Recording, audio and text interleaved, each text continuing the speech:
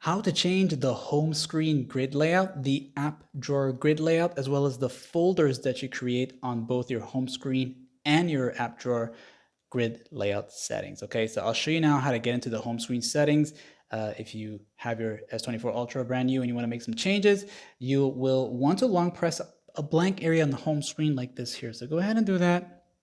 This is going to happen. You will see the settings right there to the bottom right. Okay, so tap on that once, and now you will see the home screen settings. Okay, so for the home screen grid, this is for all the apps on your home screen. Okay, so you can choose, make changes to those numbers here. The higher the numbers, the more space you'll have. Okay, and just press done for that to save changes. Okay, now when you want to change the app drawer, if you have your app drawer enabled here like this here, and you want to make some more space there, same thing again, long press, settings, apps screen grid. Okay, so this is for the app drawer itself, and the same thing applies here. You got your different numbers.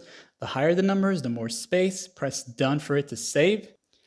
And finally, let's just say these folders here, these are folders. When you tap on it, you'll see this right here, okay?